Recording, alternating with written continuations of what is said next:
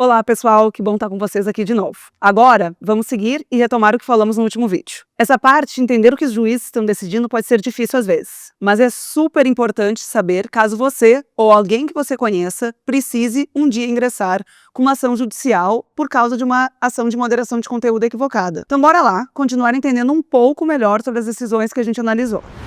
Até aqui, a gente já falou sobre o resultado das decisões, de quais casos elas tratavam e as principais normas mencionadas para a fundamentação. Agora, nós vamos te contar se essas mesmas decisões judiciais mencionavam ou não, de forma expressa mesmo, a necessidade de aplicar o direito ao devido processo na moderação de conteúdo. Então, de forma explícita, nós encontramos somente 7,9% das decisões falando sobre a necessidade de as redes sociais observarem um devido processo na moderação de conteúdo. Todas elas foram proferidas no âmbito do Tribunal de Justiça de São Paulo, o que indica um possível direcionamento no julgamento de casos nesse tribunal. Vamos conferir juntos uma citação? A garantia do contraditório e da ampla defesa, bem como os meios e recursos inerentes à ampla defesa, está assegurada no Brasil no artigo 5º, inciso 55 da Constituição Federal. Esse juridiquês trata da exigência de que os processos judiciais e processos administrativos observem essas normas obrigatoriamente. Então, o cumprimento do devido processo legal, assim entendido, como direito fundamental, a que as pessoas possam defender os seus direitos, falar algo diferente do que a outra parte colocou, se coloca na esfera privada por meio do que a gente chama de eficácia horizontal dos direitos fundamentais, que exige, então, a participação do interessado na pretensão punitiva, caso não tenha sido observado pela plataforma. Traduzindo esse juridiquês do Paulo, o que a decisão quis dizer é que mesmo o devido processo sendo um direito constitucional, que normalmente se aplica para as relações entre Estado e as pessoas, também é plenamente aplicável para a relação entre particulares, ou seja, é o caso de usuários de rede social e a própria plataforma. Esse entendimento é exatamente o que defendemos quando pensamos no devido processo na moderação de conteúdo.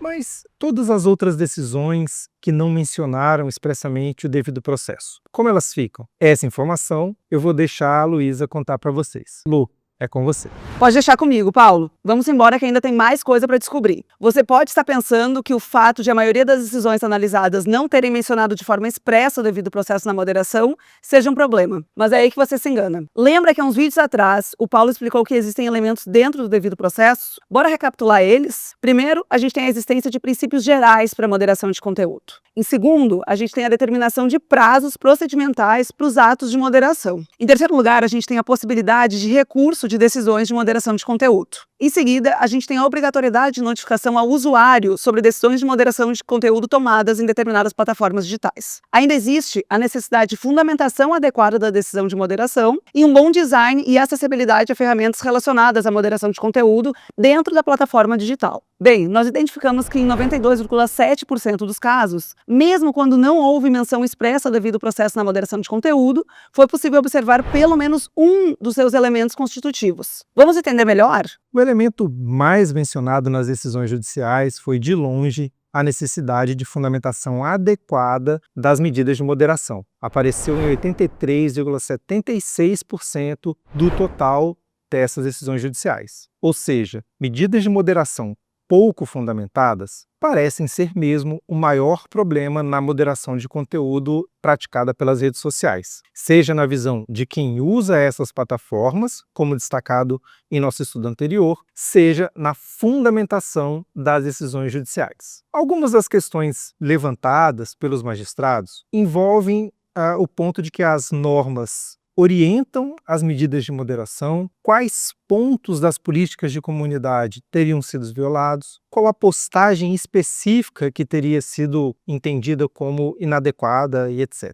Então, as redes sociais acabavam sendo condenadas judicialmente por uma falha delas mesmas em demonstrar com provas ou até como argumentos quais os motivos em que elas se basearam para praticar as medidas de moderação. Empatados no segundo lugar de elementos mais mencionados estão a obrigatoriedade de notificação do usuário sobre decisões de moderação de conteúdo tomadas em plataformas digitais e a possibilidade de recorrer dessas decisões consideradas equivocadas. Quanto à notificação, a gente tem que 36,6% das decisões mencionaram em sua fundamentação a falta da rede social avisar ao usuário a respeito da medida de moderação de conteúdo tomada. Normalmente, em 95,6% dessas decisões, esse direito de notificação era mencionado como um dever da plataforma após adotar uma medida de remoção, suspensão ou bloqueio permanente, devendo aproveitar a comunicação para fundamentar adequadamente as razões pelas quais o conteúdo ou perfil do usuário teria infringido as regras da comunidade. Ainda mais protetiva, uma minoria de decisões, 4,4%, adotou o entendimento de que essa notificação tinha que ser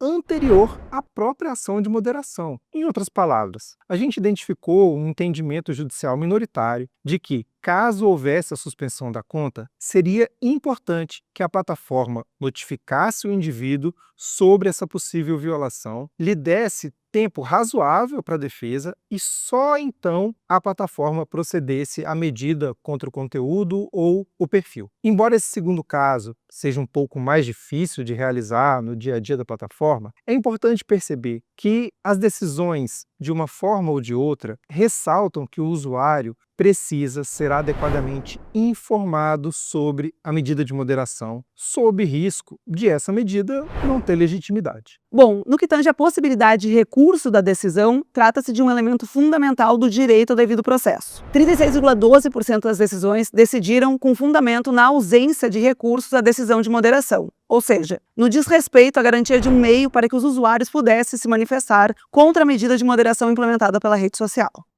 O terceiro dos elementos do devido processo mencionados é a necessidade de princípios gerais para moderação de conteúdo e apareceu em 12,56% das decisões e que fundamentam ou orientam o procedimento de moderação de conteúdo, solucionando a controvérsia à luz do direito à liberdade de expressão, da defesa da democracia ou da proibição da discriminação ilícita ou abusiva. Por fim, a necessidade de prazos procedimentais, como prazo para recorrer e prazo para a plataforma responder, apareceram em 15 decisões analisadas, destacando o papel de fixar um prazo tanto para o usuário se manifestar, quanto para a empresa responder, ou mesmo por considerarem que houve demora excessiva na resposta da rede social ao questionamento do usuário contra o procedimento da moderação, seja para explicar o motivo, seja para restabelecer o conteúdo ou a conta. Dificuldades exacerbadas de resolver o problema em questão são vistas como uma forma de restrição aos direitos do usuário. Em um caso específico, a decisão chegou a ressaltar que os ganhos auferidos com publicidade pela plataforma são obtidos justamente em razão da atividade dos seus usuários, de modo que se torna ainda mais reprovável a demora no processo de moderação. Em nossa pesquisa, nós não encontramos nenhuma decisão que falava sobre design e acessibilidade de mecanismos de moderação. Nossa, Luísa, a gente encontrou bastante coisa, não é? É verdade. E tem mais. No nosso último tema, vamos entrar mais a fundo na politização do debate sobre moderação de conteúdo. Fica ligado no próximo vídeo.